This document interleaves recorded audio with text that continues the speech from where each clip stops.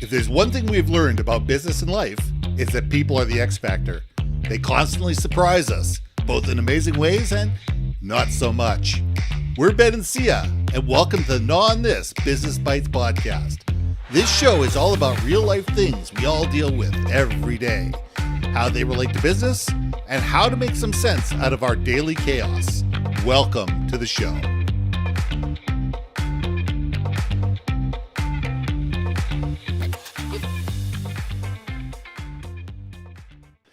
And welcome back to another episode of Gnaw on This Business Bites. I'm Ben, and this is Syya. And this week, I want to talk about why your company needs a value system and not just a mission statement. You know, the mission statement is wonderful. Everybody has one, or most companies have one. They laminate it, they write it up on the wall, and people forget about it. And people don't live it. And people don't make decisions based on it. But it sounds great, and it looks good in an annual report, and it looks good when you're making proposals.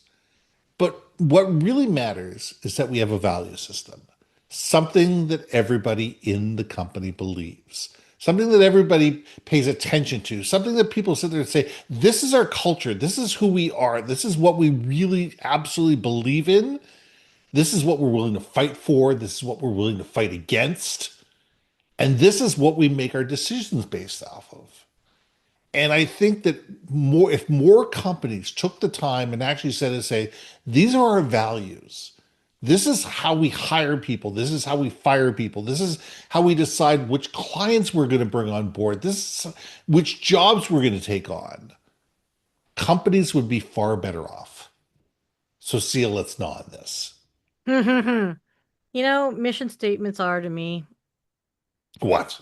words. Absolutely. It's word soup. Well, words have meaning. Words do matter. But if there's nothing to back up those words, then they are truly meaningless. And that is something where I feel like theoretically, though mission statements for companies are rooted in altruism, how you actually show up as a company from top down, bottom up is actually what matters. And that's your true culture. And that's what we're talking about. Right. Absolutely. And I do think, again, I know we keep bringing up Disney as an example, but I will say back in my day, and it could be, I might have been a bit more on the optimistic side because I was younger, right? I had more of an optimistic viewpoint of life, but I really believed the story of, how they told us, like, look, Disneyland, that's where we worked at, was a stage. We're all performers for our guests. Our guests are paying damn good money to go into Fantasyland. They are paying money to just leave the world for a day inside this amusement park. So who are you, if you want to be that way, who are you to not give them that fantasy? If anything, because of the stories that Disney, put out, you too believed in the magic of of Mickey Mouse. I was literally in my head, I was trying to say Mickey Mouse, but The magic of Disney. we used to call him the rat. So let me rephrase that. but the truth of the matter is Disney already had a precedent of fantasy, which fed into executing on their mission statement much easier because it made sense. And I think that was my long way of putting it is if you're going to have a company and your mission statement is to be the coolest, hippest, tech company out there, but your execution is the most conservative, lack of innovative anything, and the way you work is not, putting your foot out there, then your mission statement is BS. And that's what I was trying to say.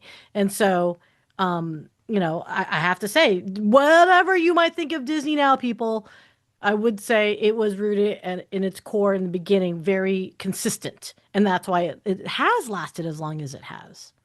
Well, I think, let's take Disney as an example, and there's lots of other companies we can do as well, but it's not just the frontline workers. It's all the way up to the executive level. It's the people that have been there, company that have been around and have employees for 30, 40, 50 years.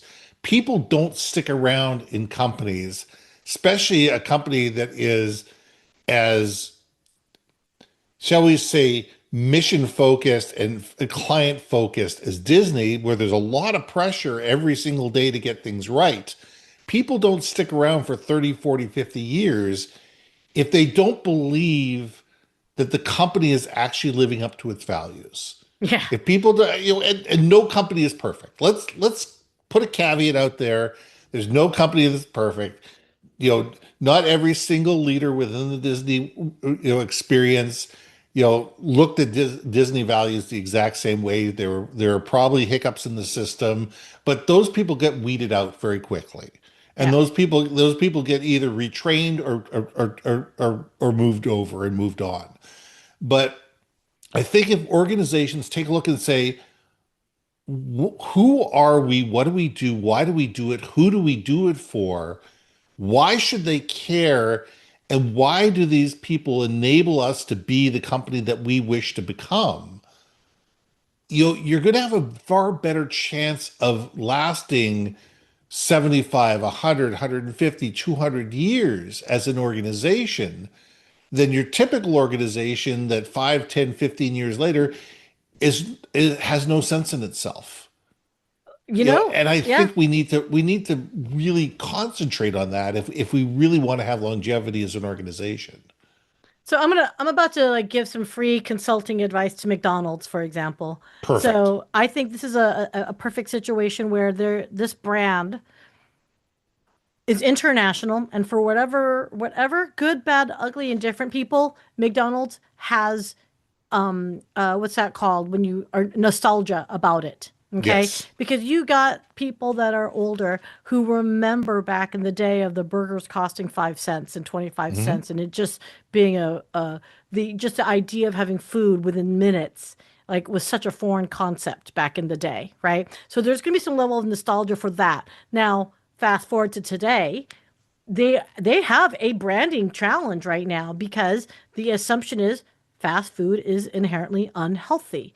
Their Yes. CEO going on, which I thought was an absolute PR disaster of him eating his lunch and taking a little bit of a bite, and even his face couldn't even show him enjoying this burger, or wherever the heck it was, new burger that was coming out.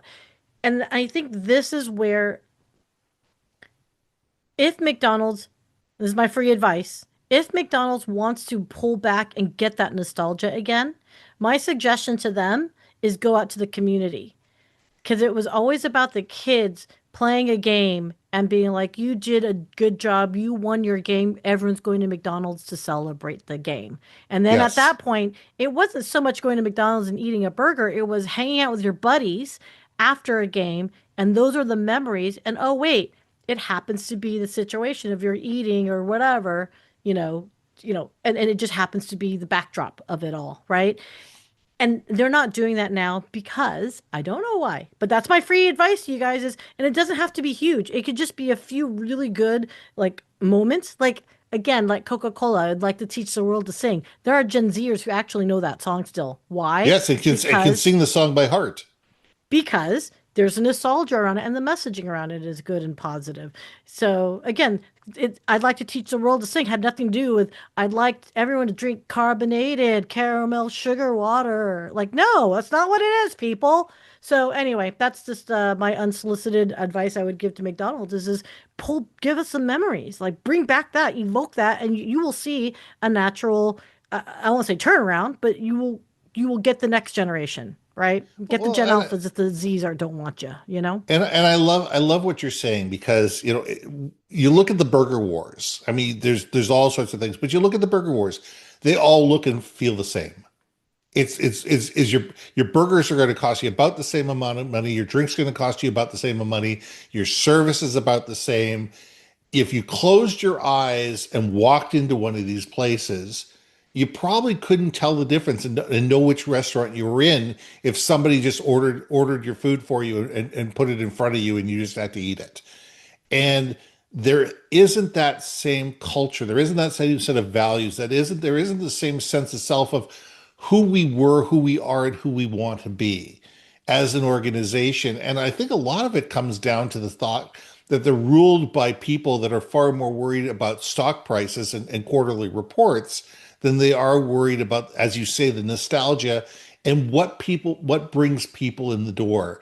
They're so worried about, McDonald's is so worried about that that 1 to 4 o'clock time frame where they weren't capturing that thing because Starbucks and Tim Hortons were taking over that thing because people just wanted a quick drink and a snack. So they added something to the menu, and therefore it's going away from who what they are because all of a sudden when you try to appease everybody, you appease no one. Yeah. And that's what your values end up being. Who are you truly trying to serve? Who is your audience? Why do people come after you? You're right. When it comes to McDonald's, we went after hockey games, we went after soccer games, we went after, you got, at the end of the week or the end of the school semester or whatever, and it was a reward. Reward. And I Reward. remember Hamburglar, and I remember, Ronald McDonald, and and all the other characters, and those became part of the value and the part of the system and what differentiated in the story of who McDonald's was.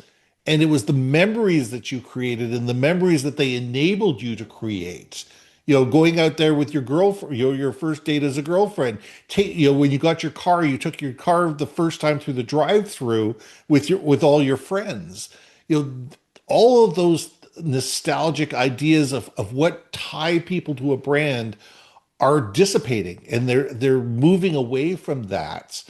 And I think, as you said, I think it's sad, and I think what it's doing is it's just leading to brand commoditization, where they all look, smell, and feel the same, and there's no reason for me to go to Burger King or Wendy's or McDonald's. They're all the same, so who cares? Whoever's closest gets my when I got the hanger pains, they're the ones who get my business, and they may not get it tomorrow.